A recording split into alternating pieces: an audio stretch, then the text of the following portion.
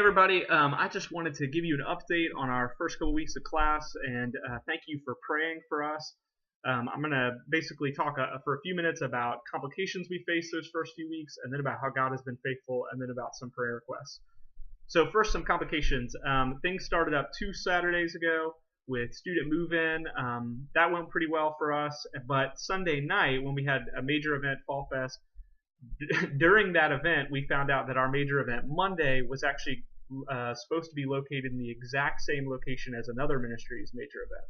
So we had to scramble, we had to relocate, we had to come up with backup plans. There weren't really places that we could reserve. And then on top of it, there were major rain weather reports. Like it was supposed to be this torrential downpour, maybe some hail. And so we kind of scrapped the outdoor thing, which was going to be really cool, and did like a backup plan indoors. And I'm saying, like, I am checking all these weather websites and apps and tracking rain flow and watching the radars and trying to make a good decision. And Emma and I are working together, and we make this decision. We move indoors, and then it totally doesn't rain until a couple hours after our event. And the indoor thing that we tried didn't really work. And we had sort of pumped up this outdoor event as like a major thing we were going to do, but all of a sudden we didn't have a location and the bad weather. So that was discouraging. And then I actually spent lots of Tuesday and Wednesday having to deal with some logistics about our beach houses that we're going to need for a couple weeks from now when we take a bunch of students to the beach. And that became this big complicated thing where I was having to make tons of phone calls with the National University office and the beach realty place and all this kind of stuff. And so that consumed a lot of time. It was really complicated. And then the university doesn't let any organization book a classroom, especially an auditorium. The first 2 weeks of class, you can't book those until the day of your event, which means that our Thursday night worship services, which started last week, and tonight is our second one, it's not until the morning of the event, of the worship service, that we can book a room. Well, we did what we normally do, which is a couple weeks beforehand, we went to where you book rooms, and we sat down and talked to them and said, these are some rooms we're looking at, what's going to be available, what is already booked, so we can take that off, scratch that out. What's going to be available, we know we can't reserve it now, but can we make a reasonable guess? And so we talked to them, and the room that we had last year was clear for the entire year. And we were told, this room will be no problem. You can't reserve it until such day, but this is going to be fine. So we put that on all of our information, all the handouts that we gave to new students, and we would talk to them, all the flyers, all the posters. That's what's on there. Well, Thursday morning of last week, a couple hours before our first worship service, we found out that actually that building is being gutted and rebuilt, and so no one can use it for the entire year, which I guess is why it was available, not booked. So a couple hours ahead of time, we had to suddenly scramble and tell all of our new students and our current students that we weren't going to be in that room ever, but certainly not for that night. And the only room we could get was the farthest possible building. I think it's literally the farthest building from where most of the freshmen live. It's a building they wouldn't have known where it was. It's a really long walk, all this kind of stuff, and we're telling them a couple hours ahead of time. So that was just really complicated and kind of hectic last minute. And then today, a couple hours ago, I guess an hour ago, one of our students called at the first possible minute to reserve a room for tonight, which is a different room than the one we had last week. And that's actually good, but this room is huge, like 400 people, going to be too big for us, but that's okay, I guess. And also, again, a different room than we used last week or than it was on our flyers. So I just think there's just a lot of complications, and it's hard for new students to find us, and I think in some ways it probably makes us look unprepared and unprofessional, even though we had all of our events planned. We were done planning all of our events over a month in advance, and we had done everything we could about the large group worship service. And so I don't know what that communicates to new students. I don't know if it's hard to find us. I don't know if it makes it seem like we don't know what we're doing. But you could definitely pray about all that. That's been really kind of complicated and hectic and nerve-wracking. So we'll see. We next week, not Monday because it's Labor Day, Tuesday of next week, we'll be able to book a room for the rest of the semester, which will be nice, but probably won't be either of the two previous rooms that we will have used. So I just don't know what that's going to mean for this year, and that could get really complicated really fast. So we'd love for you to pray about that. Having said all that, that was hard week. The Lord was really gracious. We've had a ton of new students come, which has been wonderful.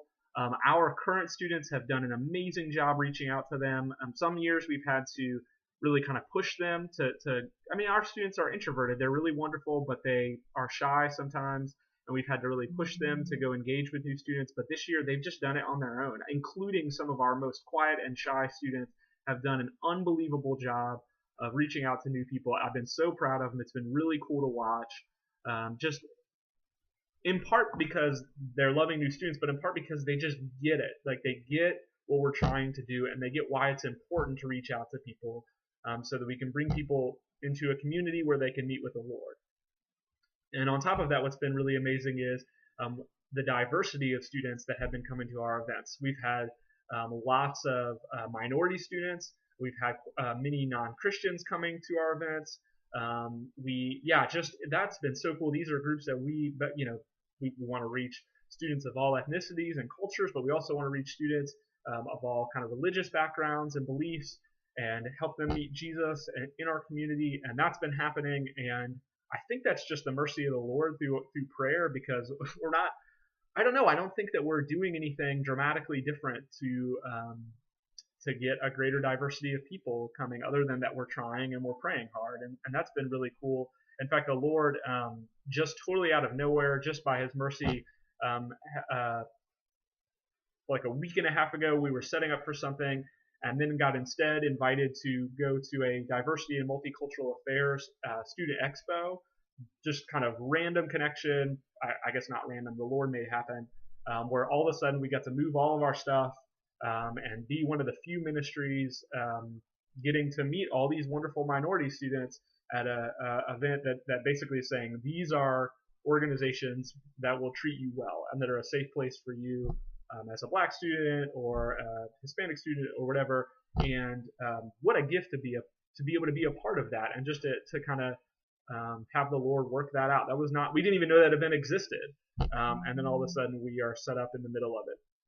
So that's been really cool.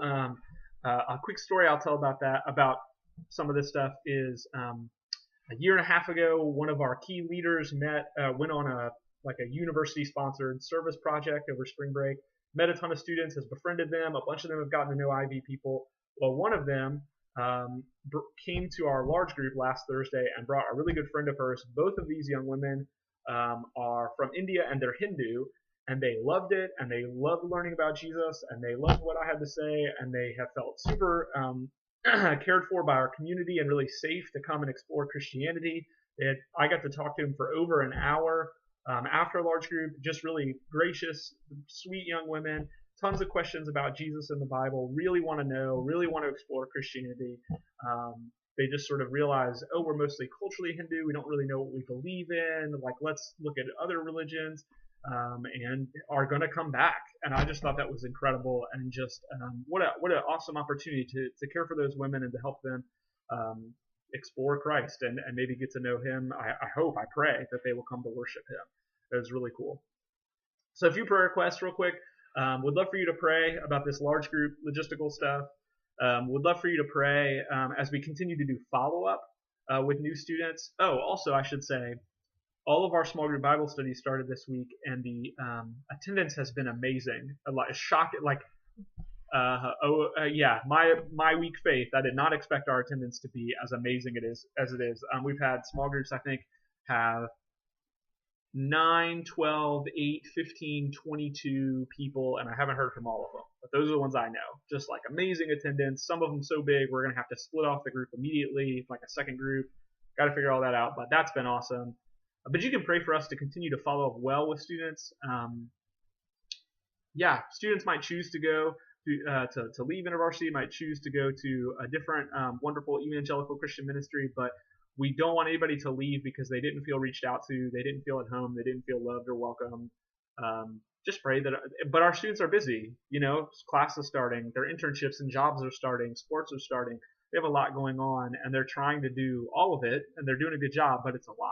And we'd just love for you to pray as we reach out to people. And then the final thing I'll throw out there is we've had quite a few students come back out of really horrific summers, terrible family things or personal things. And my co-staff Emma and I have been caring for them and listening to them and encouraging some of them to go to counseling. Would love for you to pray for us in that we would just be gracious and care for them and point them to the Lord and listen well and pray. But also, we have a couple students who are in pretty precarious positions with their faith and are. It seems possible that in the next month or two they could choose to renounce Christianity. Sounds really strong, but maybe. And I'm talking to them. And so I would love for you to pray for me for wisdom and discernment in engaging with them, listening well, that I would listen before I speak, that I would listen to the Lord before I speak also, that I would be gracious, but also, yeah, I want to sort of listen well. I don't want them to feel like they're not allowed to question and have doubts, but I certainly want to point them back to the Lord, and whatever that looks like. I think I probably normally would feel a lot more pressure. I think it's a gift from God that I don't feel a ton of pressure. I feel like God is the one that actually is going to have to sort of rescue them from this hard place. They're in different places, these students, but similar also. It's God that has to rescue them, not me. My job is to be a faithful instrument for Him. But I also think I play a significant role in their lives and where they are. So I would just love for you to pray for me in that. Thanks for listening. Sorry this was a little bit long. Y'all are wonderful. We value your prayers so much. Thanks.